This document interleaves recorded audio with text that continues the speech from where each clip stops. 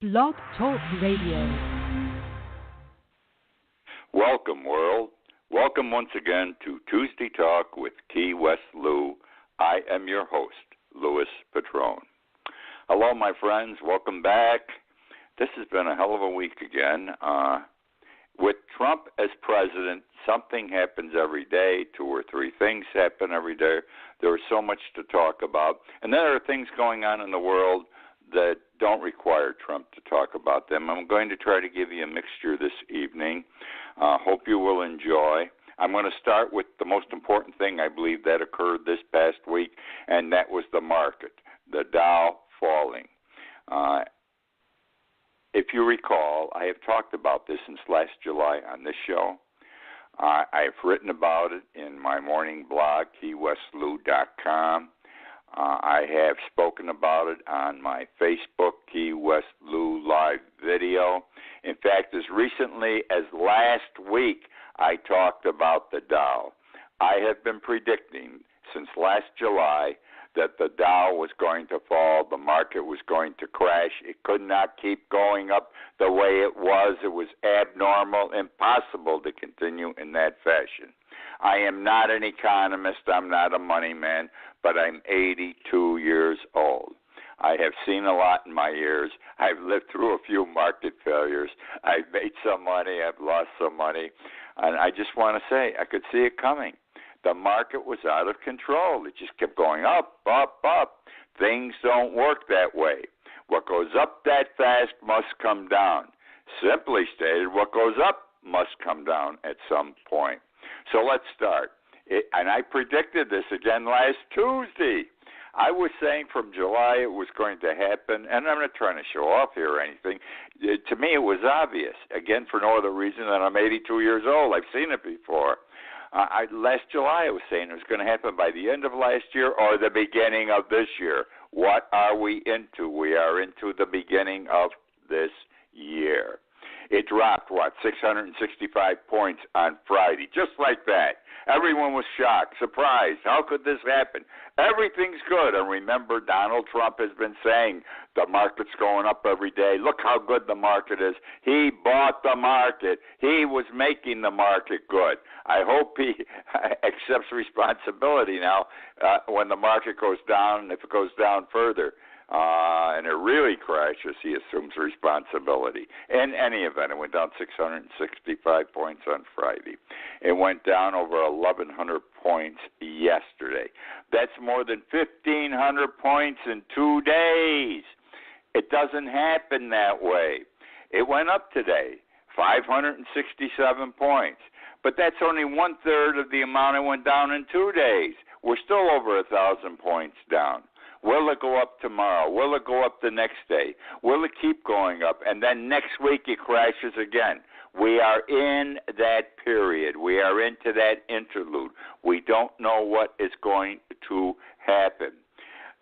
I attribute, and I could be wrong on this, I attribute the rise today of 567 points to something that in the market is called dead cat bounce. I repeat, dead cat bounce.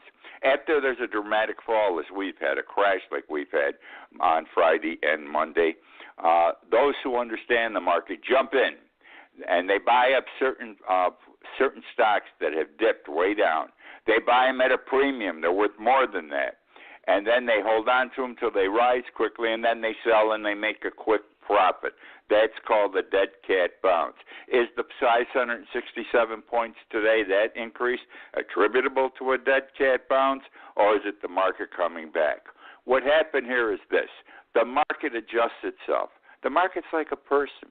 If you overeat, you get sick. Sometimes you throw up. The market threw up. It regurgitated. When the market goes up that fast, it gets bloated, and it self-corrects.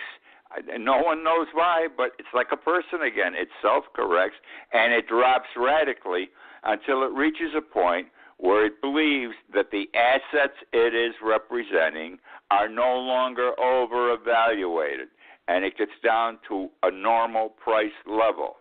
I mean, this market could go down 5,000, 10,000 points, and it'd be nothing.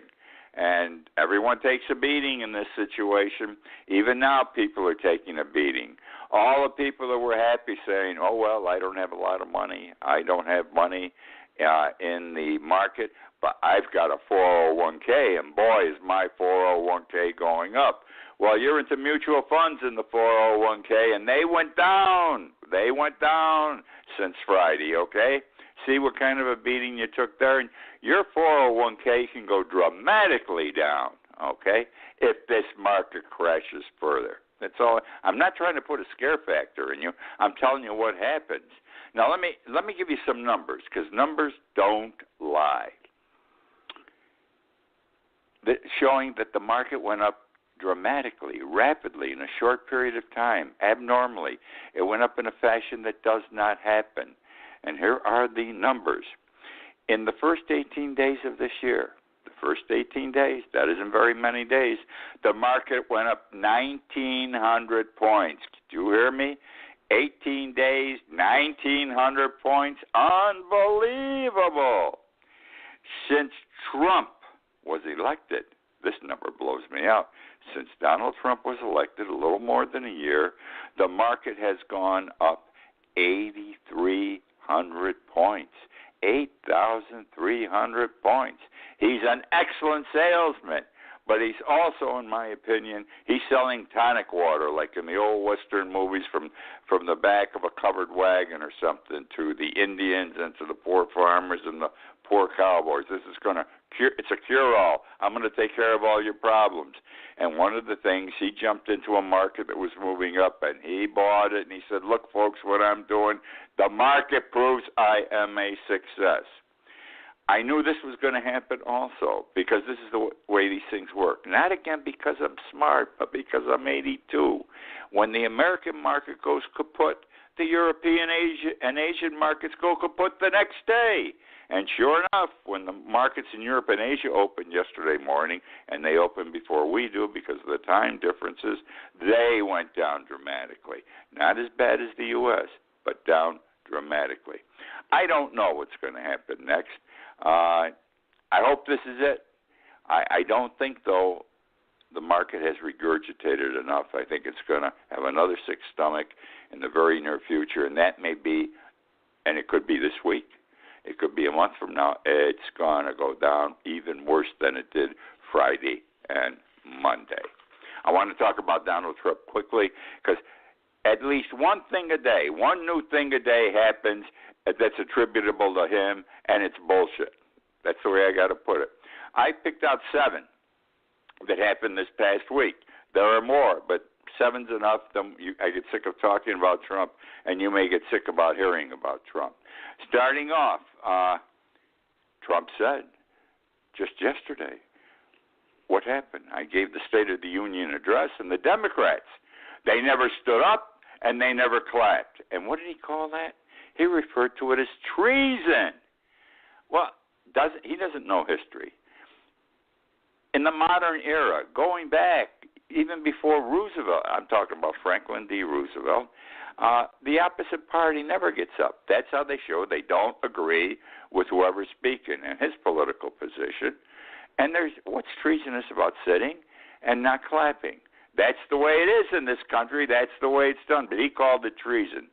Treason is a federal crime. You can be put to death for treason.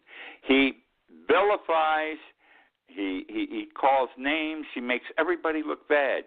Judges,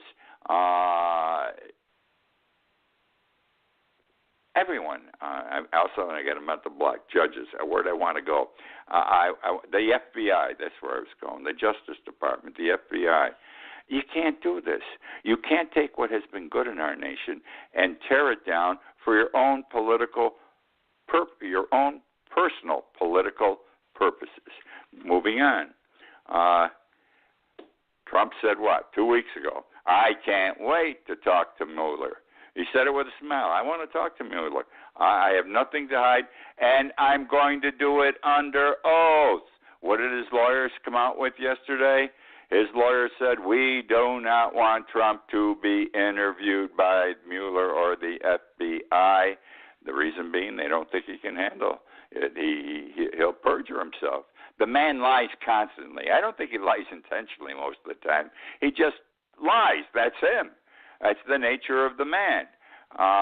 And someone I heard on TV today, one of the announcers said they looked it up, and since he's taken office, he's lied on an average of 3 times a day. So I don't know what's going to happen now. Mueller's going to invite him to sit down to be interviewed, probably at the White House.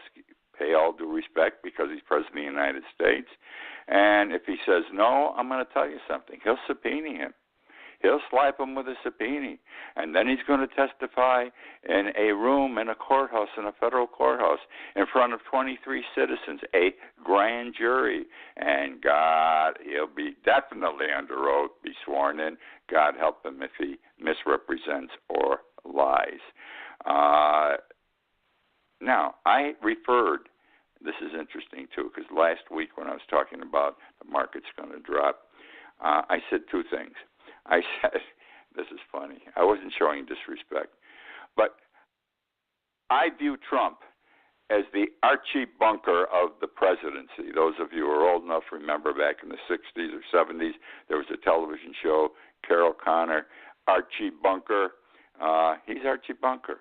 I'll also say this, last week in my Key West Lou live video, when I was talking about the market dropping, I said that Donald Trump was the Herbert Hoover of 2018. The Herbert Hoover of 2018. Okay, now moving on, we're going to talk about the courts and packing the courts. Trump is packing the courts. He's doing a hell of a job. He's doing a good job.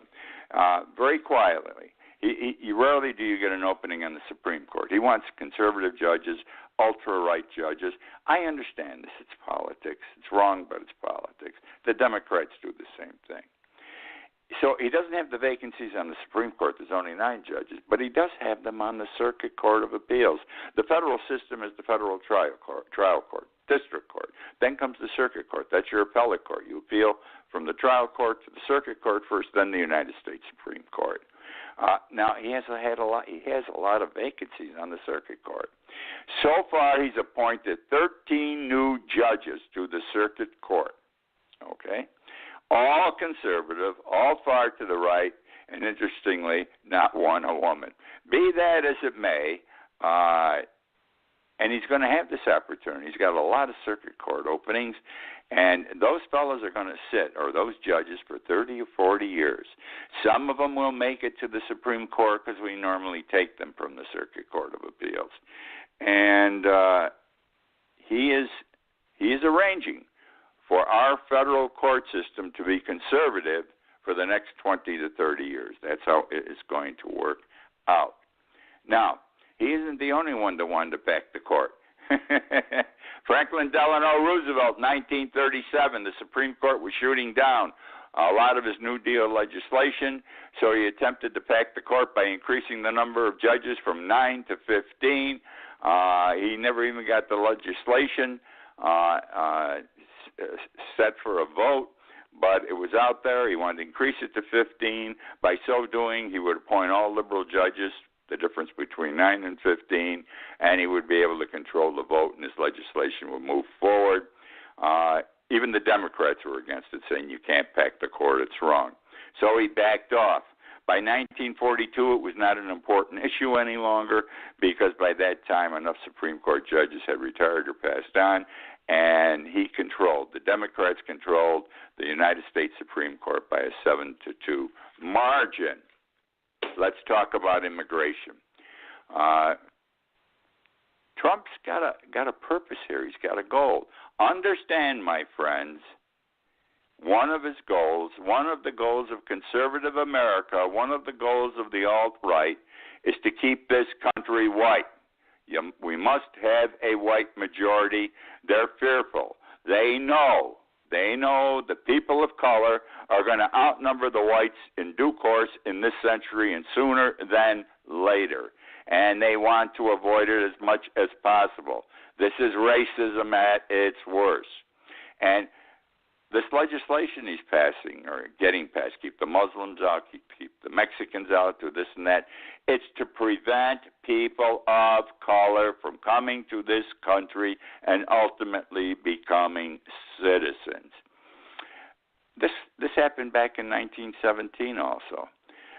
The country wanted to stay white, and Congress passed an Immigration Act in 1917, and two things in that act. One, it required anyone coming in this country to take a literacy test.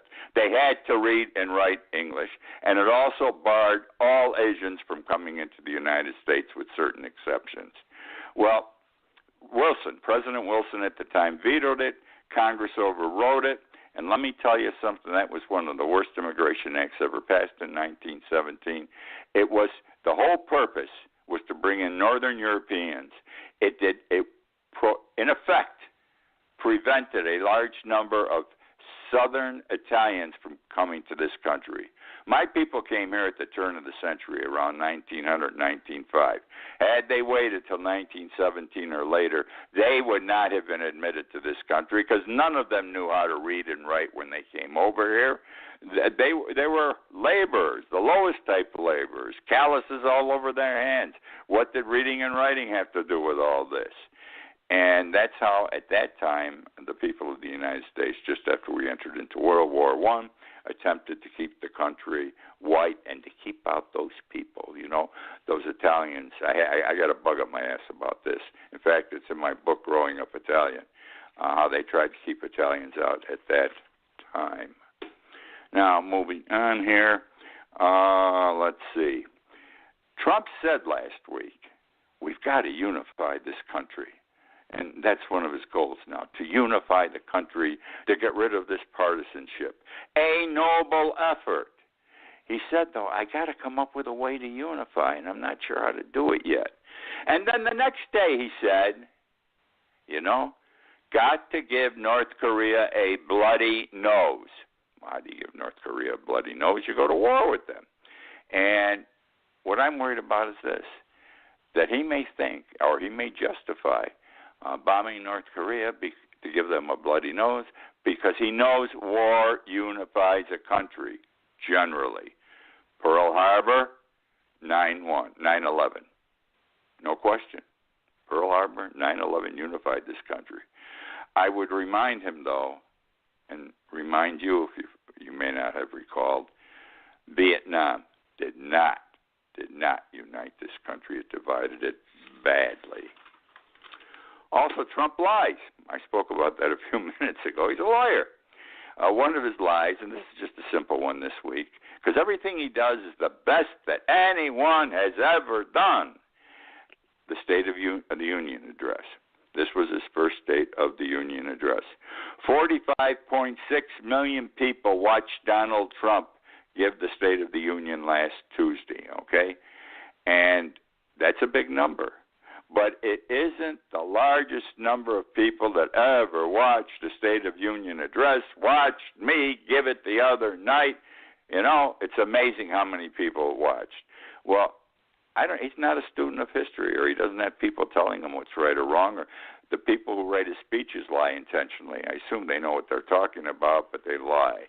I'm not a fan of Stephen Miller's. Anyhow, had someone bothered to check, they would have found that Obama, Bush II, and Clinton had higher numbers, higher viewers than Trump did for their first State of the Union addresses. Another thing about Donald, my president, this memo from the House Intelligence Committee, Nunes, the chairman, this guy's going to get indicted. Somebody's got to. He's manipulating the laws. I don't understand what he's doing. I see him getting indicted for something. But put that aside. This memo that he came out with, this 4-page memo, this was going to show FISA was all screwed up, that court system, et cetera, et cetera. And all we heard for several days is when this memo goes public, it will show you, how they're cheating, the Democrats, how they did this wrong, how they did that wrong. It's worse than Watergate. It's worse than anything that's ever happened in this country. So it came out, the memo, and it turned out to be a dud. It's nothing. It's not even a firecracker. In fact, leading Republicans are saying it has nothing to do with the Mueller investigation. But what did Trump say yesterday when he was in Cincinnati? He was speaking in Cincinnati, and he said with a smile on his face, and I quote him, "We got him."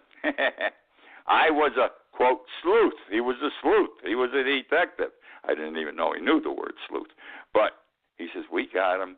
We found out how they manipulated this and they lied about that and kept this information away from the judge. And that cleared me of anything. There's no collusion. There's nothing here that I did wrong." Isn't it amazing? Absolutely amazing. He's amazing because he doesn't. I don't know if he ever read any of the papers involved, even the 4-page memo, and he was supposed to, by the way, because he had to prove its release. If he understands what's going on in these situations. End of Donald Trump. How's that? And in my last 10 minutes, I'm going to talk a little bit about Key West. Let's ease up here and get into some interesting things also. I want to talk about Sloppy Joe's. Those of you who have been here know that that's probably the premier and most popular bar in town, Sloppy Joe's on the corner of Green and Duval Street. And let me tell you the history of Sloppy Joe's because it involves Ernest Hemingway also. Joe Russell's his name. Sloppy Joe's name is Joe Russell. And he was operating out of Captain Tony's on Green Street back in the 1930s up till 1937. And one of his customers there, he ran a bar, was Ernest Hemingway. That's where they met. That's where they became friends. Russell was running an illegal speakeasy for many of those years. You couldn't sell booze. One of his best customers, as we all know, was Ernest Hemingway. Russell was a bootlegger. He ran girls out of his place. He was a fisherman, etc. He and Hemingway would go fishing every afternoon, almost every day. Finally, Prohibition was over, and he changed the name of his place to the Blind Pig. Why, I don't know. Then he put in a dance floor a little while later, and he changed the name again, this time to the Silver Slipper. It was a shabby place, but the people who went there were all good friends, including Ernest Hemingway. And it had gambling, which was illegal, and then girls again, and it could sell booze. And the price of booze is very interesting to me. It was 15 cents for a glass of whiskey and 10 cents for a glass of gin. I'm a gin drinker. I want to tell you something. Captain Tony's today, Sloppy Joe's today, you can't get a glass of gin, which is never full, never even close to full, for less than $10 to $12 a glass. Absolutely amazing.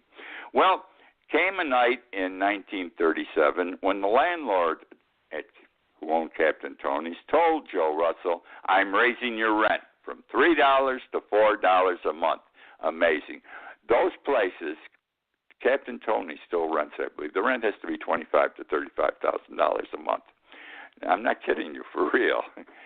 Sloppy Joe's is privately owned to this day by Russell's family, as I understand.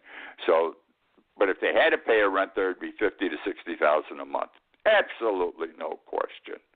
That's how the rents run in that area of Key West. Be that as it may. On the night he was going to go, his lease would run out at midnight from what's now Captain Tony's, and he would go to the new Sloppy Joe's.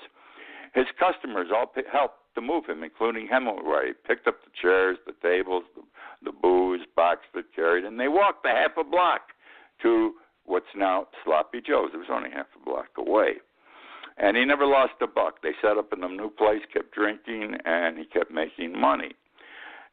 The old place, what is now Captain Tony's, had in the men's room urinals that were troughs, T-R-O-U-G-H-S. Men would stand up one next to the other, and they'd urinate into these troughs. These were just like open buckets, one long one, maybe 10 feet long. Turned out that they were made of ceramic tiles. They were beautiful, the men's room at Captain Tony's. And Joe Russell didn't want to take them to the new Sloppy Joe's. So Hemingway said, can I have them? Of course, Joe said yes. And Hemingway unhooked them, got some people to help him. They threw them on their shoulders, and they carried him to his home on Whitehead Street. If you visit Whitehead Street, the Hemingway home, and you should visit the Hemingway home, it's absolutely a wonderful, wonderful trip through the place. It's history. You feel it. You can touch it. It's amazing. You will see the six-toed cats. Hemingway had a six-toed cat, and from that one six-toed cat, there's now 25 or 30 of them on the property. Six toes, all right? And the ceramic urinals, I'll call them, lay on the ground in front of the house, flat on the ground, with pipes running into them, delivering fresh water into the urinals from which the six-toed cats today drink. Interesting. Now, how did Sloppy Joe's get its name? I'm sorry for taking so long, but every now and then we got to give a little Key West history in here. Sloppy Joe was going to call the new place the Silver Slipper also. And Hemingway said, change the name. He said, Sloppy Joe's, what is the facility, the building now, Sloppy Joe's, was a fish market, a huge fish market. And when they went in there, the floor was wet, sloppy with water, because it was a fish market. And Hemingway said, call this place Sloppy Joe's. And he did, and that's how the name Sloppy Joe came to be. I want to talk to you about turtles very quickly. We have a turtle hospital in Marathon, and it's such a wonderful thing. We're very conscious here in the Keys about our friends from the ocean. This winter and last winter have been bad, especially this winter for turtles. Turtles can't handle cold water, okay? And it affects their metabolism, okay, and makes them vulnerable to infections and illnesses. Last year, for example, during the winter, about 100 turtles in Cape Cod got sick from the cold water. Now, sick meant they're floating on their backs. They can't breathe. They developed tumors in their lungs and tumors on their face. They were boxed, and they were put on huge airplanes, and all of them were shipped down here to the Turtle Hospital in Marathon. And between antibiotics, warming them up, and they have to take care of these tumors too. It takes a year to bring them back. All of them were brought back. None died, and a year later they flew them back to Cape Cod. This winter in the Keys is bad, especially in the North Florida waters. It's unusual. The same problem is occurring. The Turtle Hospital is taking all the turtles from northern Florida in. It's bursting the walls, but they're doing the same thing. They're taking care of the tumors, their lung diseases, and everything else. And thank God we have a place like this. I want to tell you something else about Key West. This past Sunday, in Key West, we had a polar bear plunge. Polar bear plunge. Now, we all know what a polar bear plunge is. In the middle of winter, a bunch of people in bathing suits run in and dive into the ocean. They freeze their asses off. They're lucky they don't get a heart attack. And we had one, but we're Key West. It's a little warmer here.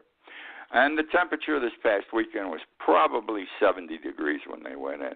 That's cold if you live in Key West, because under 74, we freeze our asses off here. Has to do with your blood, whether it's thin or thick.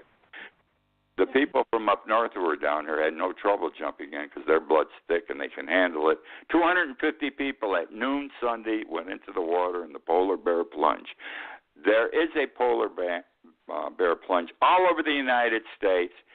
The Sunday of Super Bowl, this was the 7th consecutive year they have had such an event at noon on the day of the Super Bowl, and we had one here in Key West, and it was to raise money for a charity, the Samuel House for Women. That is my show for this week. Thank you for joining me. I enjoyed talking with you, and I'm glad you joined me. My numbers keep going up on this show. I absolutely love it. I've got sponsors, some national. That's absolutely amazing.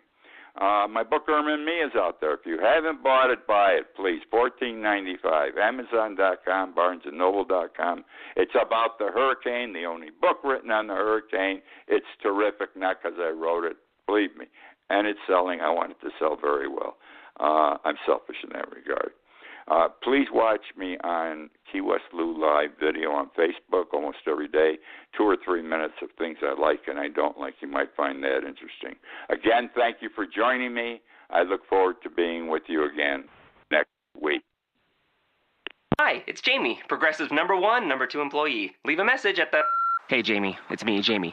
This is your daily pep talk. I know it's been rough going ever since people found out about your a cappella group, Mad Harmony, but you will bounce back. I mean, you're the guy always helping people find coverage options with the Name Your Price tool. It should be you giving me the pep talk. Now get out there, hit that high note, and take Mad Harmony all the way to nationals this year! Sorry, it's pitchy. Progressive Casualty Insurance Company and Affiliates. Price and coverage match limited by state law.